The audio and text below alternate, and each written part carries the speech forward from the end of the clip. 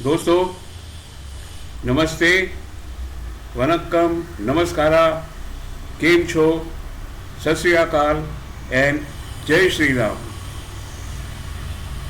दोस्तों, आपको मालूम है कि आजकल दुनिया के अंदर बहुत ज़्यादा उथल पुथल हुई है। कितनी जगह जो है वो वॉर चल रही है, और जो सबसे ज़्यादा प्रोमिनेंट वॉर है वो रशिया और यूक्रेन में चल रही है, जिसको अब 9 महीने से ज़्यादा हो चुके हैं। अब जो सबसे ताज़ा तरीन जो खबर है यूएस और यूक्रेन की, वो दोस्तों ये है कि जुलाई में टर्की, रशिया और यूनाइटेड नेशंस ने मिलकर एक एग्रीमेंट किया था कि जो अफ्रीकन कंट्रीज़ हैं और जो दूसरे देश हैं, वहाँ पर यूक्रेन से जो ग्रेन्स हैं वो जहाज़ के द्वारा ले जाए जाएंगे कंट्रीज़ में, और रशिया जो है उसको सपोर्ट करेगा।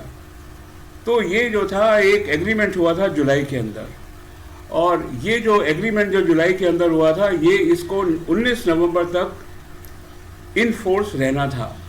लेकिन all of a sudden Russia suspended export agreement of grains. अब दोस्तों एक्चुअली क्या है कि जो मॉस्को है वो ये बोलता है कि जो ब्रिटेन के जो नेवी है उसने जो है टेररिस्ट अटैक उसकी शिप के ऊपर किया है। नंबर 1, अभी रिसेंटली डिस्ट्रॉय हो गया पूरा शिप। और दूसरा वो बोलता है कि जो ब्रिटिश के पर्सनल हैं, उन्होंने नॉर्थ स्ट्रीम गैस पाइपलाइन को भी पिछले महीने उड़ा दिया था। मुझे तो ये समझ में आता नहीं है कि पूरे यूरोप को चाहिए गैस, तो ऐसी क्या आफत आ गई थी ब्रिटेन को कि उसने गैस पाइप उड़ा दी। पूरे यूरोप को एक्चुअली प्रॉब्लम में डाल दिया, अगर हकीकत में देखा जाए, और अगर ये रिपोर्ट ठीक है तो ब्रिटेन ने डाल दिया। यूएस कहता है मैंने नहीं किया। ब्रिटिश को वो जो ब्रिटिशर्स हैं उनको वो एक्यूज कर रहा है कि ये तुमने किया है। और जो इसकी जो इन्वेस्टिगेशन हुई, उस इन्वेस्टिगेशन के अंदर भी जो रशिया है उसको इन्वेस्टिगेशन का पार्टनर नहीं बनाया गया, जिसके लिए उसको बहुत ज़्यादा ऑब्जेक्शन थी। रशिया बोलता है जो इन्वेस्टिगेशन करी आप लोगों ने सब बेकार है। और अब जो ये एग्रीमेंट जो उसने टर्न डाउन किया है या सस्पेंड किया है, फाइन, ये इनडेफिनेट पीरियड के लिए कर दिया है। रीज़न मैंने आपको बता दिया है कि क्यों किया। अब दोस्तों ज़रा आगे चल के देख लेते हैं कि यूरोप जो है ना वो बोल रहा है कि भाई ये तो एकदम फाउल है, जो बहुत गलत बात करी है रशिया ने कि जो क्रॉप्स हैं उनको, उनका जो ट्रांसपोर्टेशन है उसको स्टॉप कर दिया। फाइन, तो उसका जो चीफ ऑफ आर्मी स्टाफ है यूक्रेन का बोलता है कि ये जो है ना एकदम क्या बोलते हैं फैक्टिशियस टेरर अटैक्स टाइप बात हो रही है, ब्लैकमेल कर रहा है रशिया सबको, और फैक्टिशियस गलत बोल रहा है, सब टेररिस्ट टाइप एक्टिविटी ये सब कर रहा है, और ऐसा बिल्कुल नहीं होना चाहिए।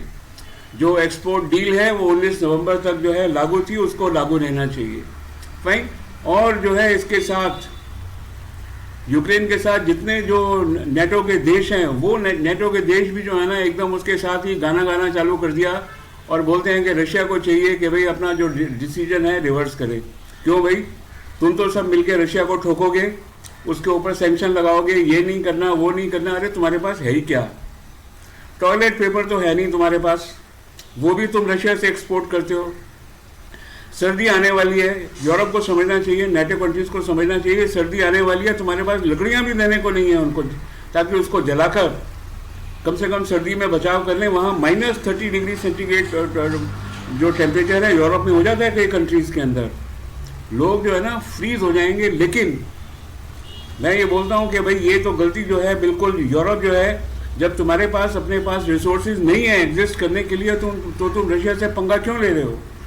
क्यों जो है तुम ज़बरदस्ती सपोर्ट कर रहे हो यूक्रेन को? कोई सपोर्ट नहीं कर रहे हैं, ये सिर्फ अपने हथियार बेच रहे हैं वहाँ पर। इसके अलावा क्या हुआ है? इसके अलावा जो कीव है, यूक्रेन है, वो कहता है ये जो सस्पेंशन है ये सब रशिया जो है गलत बोल रहा है कि ब्रिटेन ने जो है नॉर्थ जो गैस पाइपलाइन जो है उड़ा दी, और उसका जो शिप उड़ा दिए, ये कर दिया वो कर दिया, ये सब जो है फॉल्स हैं। और जो यूएस के प्रेसिडेंट हैं जो बाइडन, वो भी कहते हैं कि ये प्योरली जो है ये आउटरेजियस है। क्यों आउटेजेस है भाई, क्यों आप इतना सपोर्ट कर रहे हो आप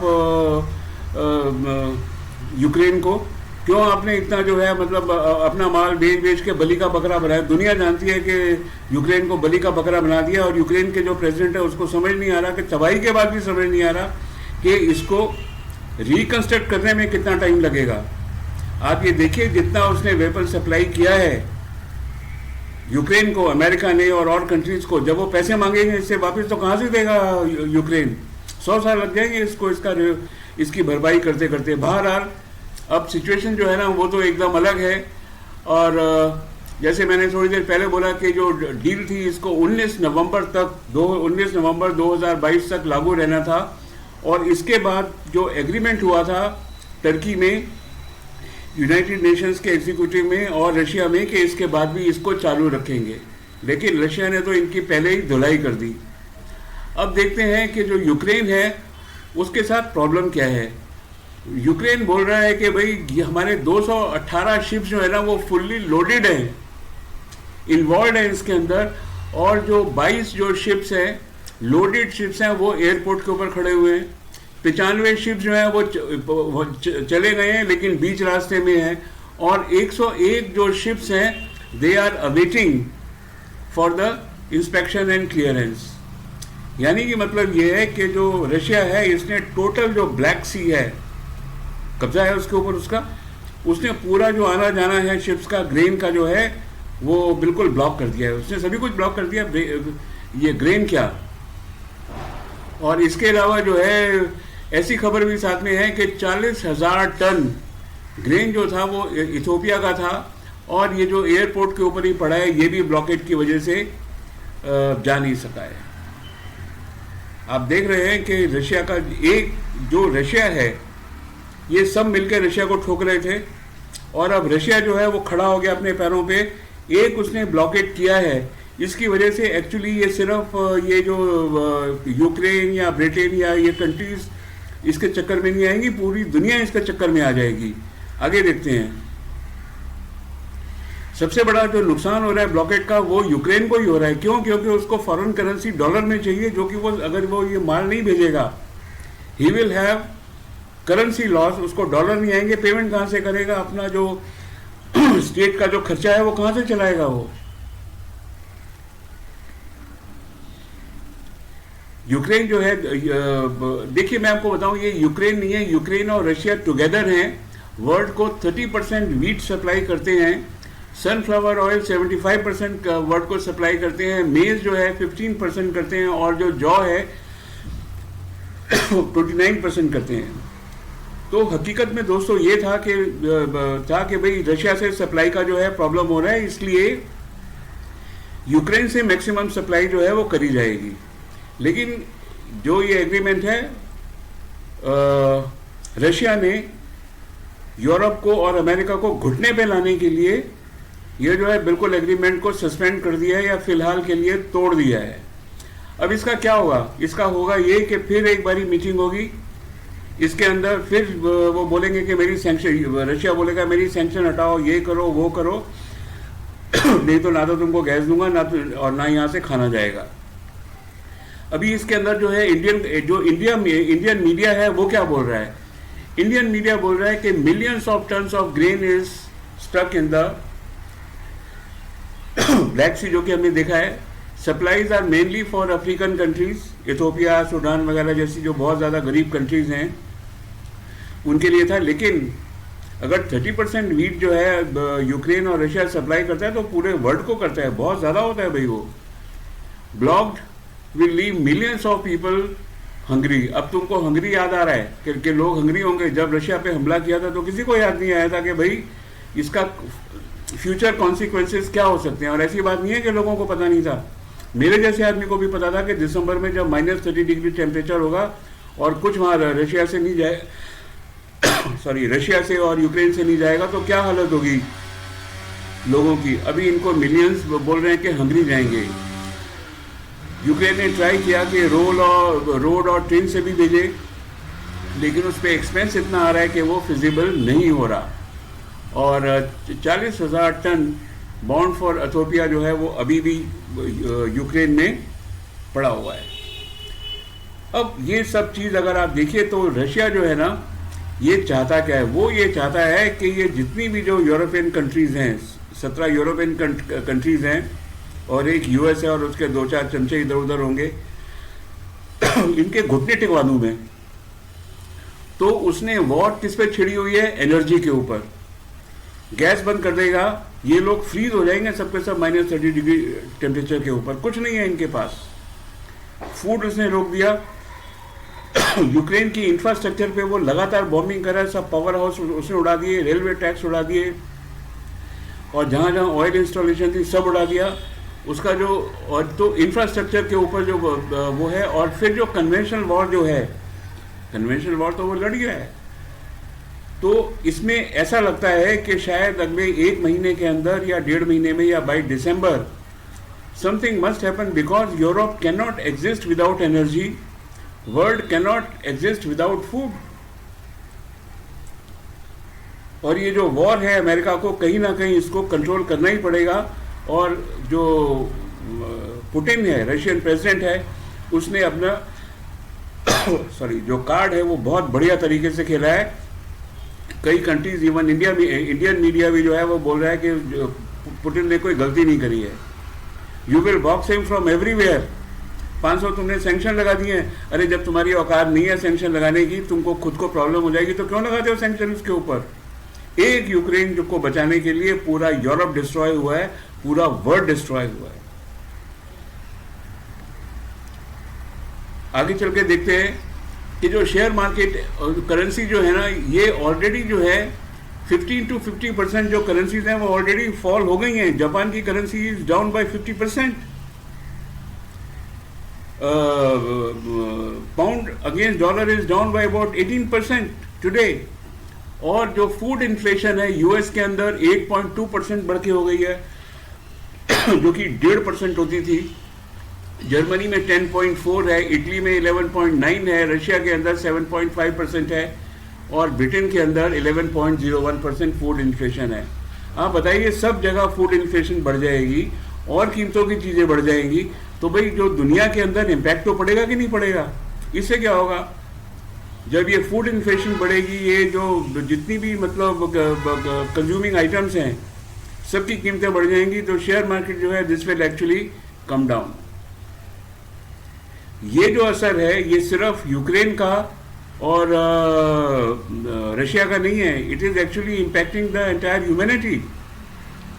और ये जो यूरोप और अमेरिका जो है ना, ये अपने नाच रहे हैं फिलहाल तो, कि चलो भाई हमारे पास पैसा है तो हम अब पैसे के दम पे जो है मतलब हम जी लेंगे। आप मेरे को बताओ, जो ब्रिटेन है उसके अंदर इंडस्ट्री कौन सी है? 5 स्टील प्लांट हैं पूरे ब्रिटेन के अंदर, उसमें से एक टाटा का है, एक लक्ष्मी नारायण मित्तल का है, एक स्वराज पाल का है, 3 तो उसमें इंडियन है। ये जो ब्रिटेन है, जर्मनी है, ये जो है ना, they are not manufacturing countries, they are service type industries. आप देख लो, ये जो यूरोपियन कंट्रीज है, इसमें चलता क्या है? इसके अंदर इसमें चलता है साहब mall, retailing business, insurance business, pension fund business, construction business, hospital business. अरे भाई ये बिजनेस इंडस्ट्री नहीं है, ये सब सर्विस टाइप इंडस्ट्रीज हैं, और सबके सब पेंशन के ऊपर जिंदा हैं। बहरहाल उनकी प्रॉब्लम है वो जाने, हिंदुस्तान की प्रॉब्लम तो बहुत डिफरेंट है। यहाँ तो सब कुछ मैन्युफैक्चर होता है। देखिए मैं आपको एक बात बताता हूँ, इराक के अंदर कुछ बनता नहीं था, यहाँ तक कि वहाँ दूध भी नहीं बनता था। अमेरिका ने क्या हाल किया इराक का आज से 25 साल पहले, बिना किसी वजह के उस बेचारे को, सद्दाम हुसैन को मार दिया उसने। ना तो उसके पास केमिकल वेपन निकला, हाँ उसका जो पेट्रोल है उसको लूट पाट के ले गए ये लोग अमेरिकन, ठीक है ना। आज तक वो जो पिछले 30-40 साल हो गए, आज तक जो है इराक जो है अपनी ओरिजिनलिटी के ऊपर नहीं आया। वही हाल जो है जब आपके पास कुछ नहीं होता, तो over a period of time you suffer only like this. बहरहाल मैं तो कोई बहुत बड़ा इकोनॉमिस्ट नहीं हूँ, तो मुझे ज़्यादा इसका और ज़्यादा मैं नहीं कुछ कह सकता। हाँ, लेकिन अगर आपके पास कोई इंडस्ट्री नहीं है, लोग जो हैं सिर्फ सर्विस टाइप इंडस्ट्री के ऊपर जिंदा हैं, तो this is a very very risky situation. आप गूगल में जाके देखिए कि यूके के अंदर क्या इंडस्ट्री है, जाके देखिए जर्मनी, इटली के अंदर क्या इंडस्ट्री, आपको पता लगेगा कुछ नहीं, इंडस्ट्री नहीं है।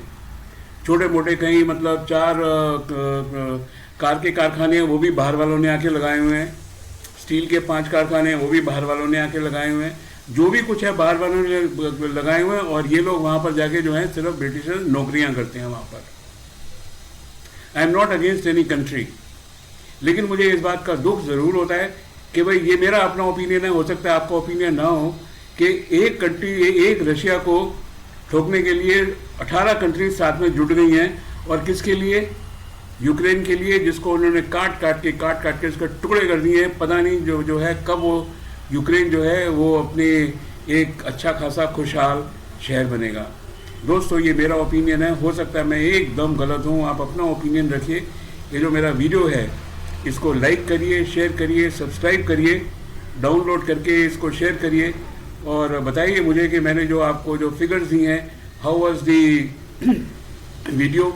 Please do not forget to comment if the video you don't like it. If you like it, say you like it. If you don't like it, say this was a shortcoming in the video. That will give me a chance to improve. Fine. So thank you very much and have a nice day.